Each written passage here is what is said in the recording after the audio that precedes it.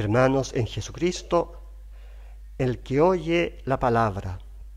Esta es la expresión que más se ha repetido hoy en el Evangelio. Dios, en su infinita misericordia para salvarnos, se nos ha revelado a través de su palabra. Él ha querido comunicarse con nosotros hablándonos para entablar un diálogo de amor. Nos habla con su palabra para que nosotros, por la obediencia de la fe, le escuchemos, le oigamos con los oídos de la inteligencia y del corazón. Hermanos, a ustedes se les ha concedido conocer los misterios del reino de los cielos. Dichosos ustedes, porque sus ojos ven y sus oídos oyen.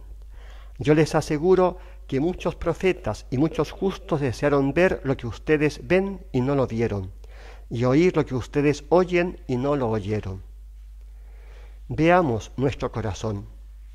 Pidamos al Señor que nos ilumine con la luz de su propia palabra y nos haga ver qué es lo que hay en nuestro interior. Preguntémonos qué palabra es la que vive en nosotros. Podemos decir, y la palabra se hizo carne y puso su morada entre nosotros. ¿Qué palabra alimenta nuestra mente y nuestro corazón? Es la palabra de Dios. Según nos dice Jesús, no solo de pan vive el hombre, sino de toda palabra que sale de la boca de Dios.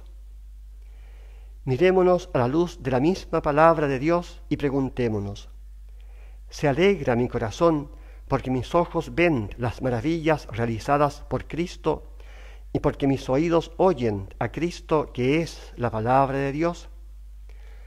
Me doy cuenta de que yo, el más pequeño en el reino de los cielos, he recibido una gracia que supera por mucho a la que recibieron los grandes del Antiguo Testamento, incluso tan grandes como Abraham y Moisés. Tanto así que yo he recibido más gracia que San Juan Bautista, que es más que un profeta, y que entre los nacidos de mujer no hay ninguno mayor que Juan.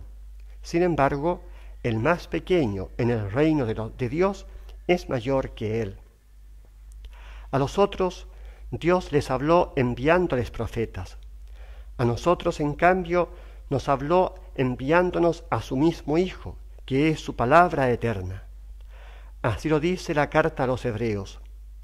Muchas veces y de muchos modos habló Dios en el pasado a nuestros padres por medio de los profetas.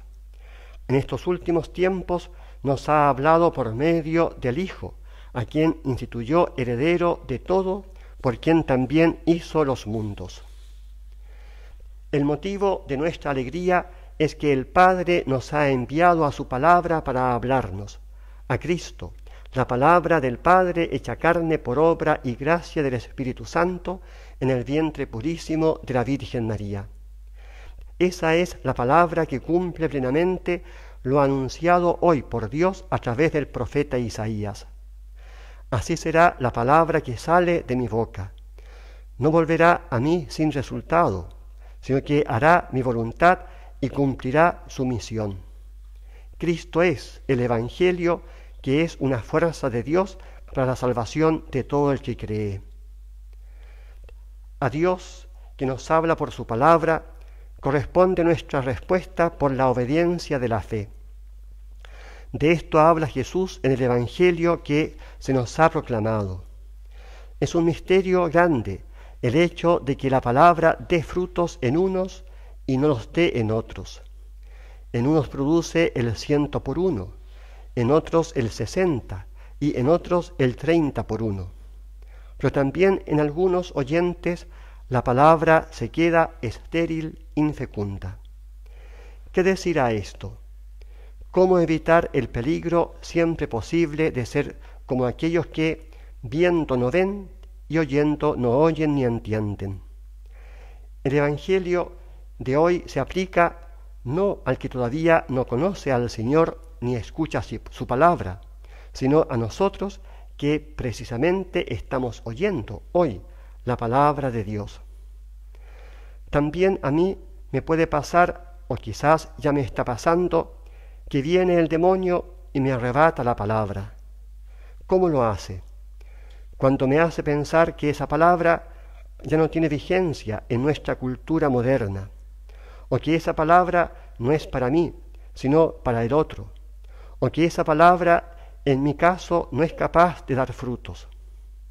También puede tentarme el demonio con la superficialidad o haciendo que yo me burle de la palabra de Dios. Pero si el demonio ha logrado arrebatar la palabra de Dios de mi corazón, es porque logró sembrar su palabra en mí. Cristo presenta al demonio también como un sembrador de mala semilla, de cizaña, de palabra perversa. Así el demonio, por su palabra, me engendra hijo suyo, esclavo del pecado. Yo libremente asumo al demonio como mi padre, que me hace esclavo suyo para matarme. Y así yo, hijo del diablo, contribuyo con la culpa de Adán a que el mundo crezca en el desorden y en la esclavitud de la corrupción, como nos ha señalado hoy San Pablo. El Papa Francisco dice que Satanás es uno que siembra insidias y es un seductor, y seduce fascinando, con encanto demoníaco, te lleva a creer todo.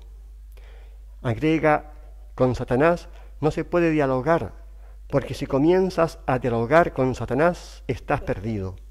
Es más inteligente que nosotros, te rodea, te hace dar vueltas la cabeza y estás perdido. A tal extremo llega la seducción del demonio, que puede intentar sembrar su palabra mentirosa y homicida, llegando incluso a usar la misma Biblia, como lo hace con Jesús en el desierto, cuando le cita los versículos 11 y 12 del Salmo 91. Le dice el demonio a Jesús: si eres el Hijo de Dios, tírate abajo, porque está escrito: a sus ángeles te encomendará y en sus manos te llevarán, para que no tropiece tu pie en piedra alguna. Pero Jesucristo responde siempre al demonio con un no rotundo y enfrentando su mentira con la verdadera palabra de Dios, que ya se ve que no puede identificarse sin más con la Biblia. Es decir, Cristo responde con la Escritura leída, entendida e interpretada con el mismo Espíritu Santo con que fue escrita. Y en el caso nuestro, reconociendo que esa palabra fue escrita por y en la Iglesia, columna y fundamento de la verdad. Dice el Papa Francisco: si vamos al relato de las tentaciones de Jesús, al demonio le responde con palabras de la Escritura. Esto nos enseña que con el diablo no se puede dialogar, y esto ayuda mucho cuando viene la tentación. Contigo no hablo, solo la palabra del Señor. Hermanos, como dice el Señor en el Evangelio de hoy, también me puede pasar que soy inconstante. Viene la tribulación o la persecución y sucumbo. Más todavía se me puede aplicar los otros motivos por los cuales la palabra de Dios sembrada en mi corazón queda infecunda. Las preocupaciones de la vida y la seducción de las riquezas la sofocan y queda sin fruto. Frente a esto, he de implorar al Señor la gracia de darme cuenta, primero, que también en mí la palabra, que es Cristo mismo, puede quedar sin dar frutos, es decir, sin producir salvación y vida eterna. También yo puedo frustrar con mi pecado la fecundidad intrínseca de la palabra de Dios, destinada a dar mucho fruto en mí. Y en segundo lugar, pedir al Señor que en mí la palabra de Cristo habite con toda su riqueza. Por la obediencia de la fe a la palabra de Dios y el nacimiento nuevo del agua y del Espíritu Santo, somos constituidos hijos del Padre en su Hijo Jesucristo. Al realizarse en nosotros, por la gracia de Cristo, la gloriosa libertad de los hijos de Dios, nos convertiremos en luz, sal y levadura que conduzca a liberar toda la creación de la corrupción del pecado. Es el Padre quien nos habla por su Hijo hecho carne por obra del Espíritu Santo. Esa palabra que se siembra generosamente en nuestros corazones da frutos cuando Cristo mismo se convierte en nosotros en la respuesta del hombre al Padre por su Espíritu. Esta acción misteriosa de la gracia de Cristo en nosotros causa nuestra respuesta libre por la fe en un diálogo de amor.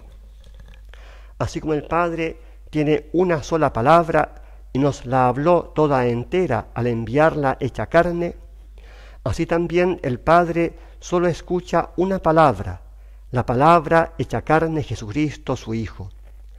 Para que el Padre escuche nuestra palabra, ella tiene que hacerse Cristo por la acción del Espíritu Santo. En efecto, solo por ese Espíritu podemos decir Abba Padre. El Padre, escuchando a su Hijo, nos escucha a nosotros.